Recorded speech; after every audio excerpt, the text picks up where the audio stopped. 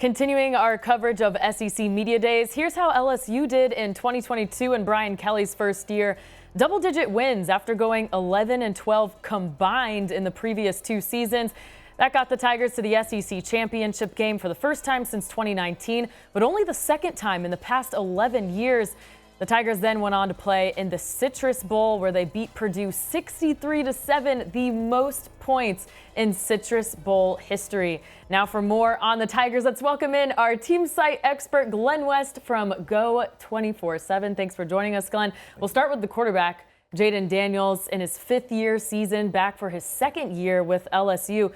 He was one of the best quarterbacks nationwide last season, despite joining a new offense, a new group of players. Now he's one of the Heisman favorites, second shortest odds to win it. What's he got to do to lift the trophy at the end of the season? Yeah, I think it really comes back to just the continuity that he has returning on offense. You've got nearly all of your starting offensive line returning to LSU this season. You've got a great All-American candidate in Malik Neighbors. You've got 6 or 7 running backs that you've really beefed up that depth in the offseason. So I think just the amount of resources they've spent in putting the talent around Jayden Daniels is really going to help him operate at a whole new level. And then the second part of this is that they want him to be more aggressive. I think pushing the ball down the field is a very real thing for him, and just being more comfortable with his weapons. That's been a big goal of his in the spring and certainly in the summer, of getting with his guys and having a second offseason to really work with a lot of the talent around him. I think is really going to help him, get into that Heisman conversation and stay there for most of 2023. Yeah, 8 offensive starters returning, but for all that experience returning on offense, we can't say the same about the defense. Only 5 starters remain on that side of the ball. That secondary, especially young, and Brian Kelly earlier today with our Josh Pate specifically called out that group, saying that's the position group where they need most improvement. Well, let's assume we take injuries out of this, right? Because everybody's got to deal with injuries. If no injuries are part of this, we're going to have to solidify the back end of our defense at the cornerback and safety position, which is going to allow us to be better at getting off the field on third down. We were not very good at getting off the field. We're going to have to do that. We saw that later in the year where we kind of tailed off a little bit defensively against A&M and again against Georgia.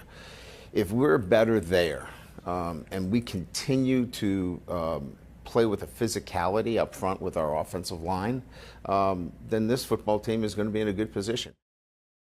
Okay, so really intriguing group coming in here for the secondary. You got 3 transfers, the 5-star Denver Harris coming in from Texas A&M, 2 4-stars in Zy Alexander and Deuce Chestnut. Then you have the highly rated freshman, Javian Toviano.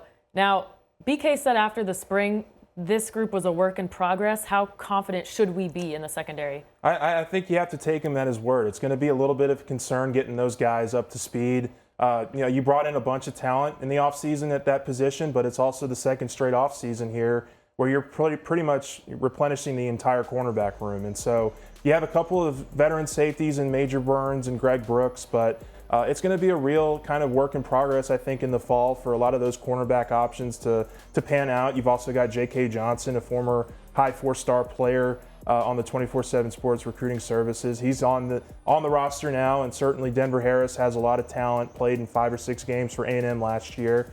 But this is going to be a group that I think really has to come together in the fall. We've heard a lot this offseason about just the continuity that needs to grow there, and I think that's going to be a big development piece for LSU in 2023. All right, let's look ahead at the 2024 recruiting class. 18 commits total, 12 from in-state, including the top 10 best prospects in the state. Now, this is coming off a top 10 recruiting class last year. So for all the talk about how's BK going to do in the South, what are your thoughts on the job he's done so far? He's put great coaches around him, guys that know how to recruit the state of Louisiana. They've got 7 of the top 10 prospects in Louisiana that are committed in this class right now. Still got a couple that they're looking to lock up. Dominic McKinley is a defensive lineman. Wardell Mack is a cornerback.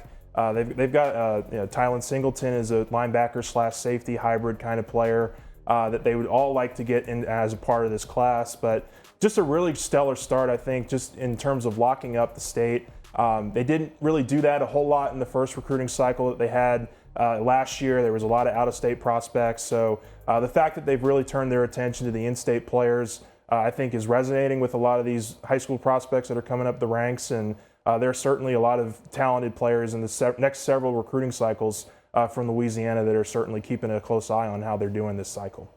All right, we'll finish this by going back to the year 2023. We talked offense, we talked defense. LSU's win total set at 9.5. You taking the over or under? I'm gonna take the over. I mean, they got to 10 last year through the bowl game win, and you got to 9-3 in the first season. So I like LSU's opportunity here to improve on those marks. You've got a lot of like I said, a returning foundation and offense that I think is really going to help LSU this season. And I think if you get that the back half of the defense shored up a little bit, you've got a stellar front seven led by Harold Perkins and Mason Smith. I'm taking the over on 9.5. I think LSU competes at the top of the SEC. Yeah, LSU, one of 15 Power 5 schools returning head coach, both coordinators, and a starting quarterback. So expectations are high, and for good reason. All right, Glenn, thanks so much for joining us. And for more coverage on LSU from Glen West and the entire staff, be sure you check out Go 24/7. They'll be bringing you all the updates from SEC Media Days as we get closer to the 2023 kickoff.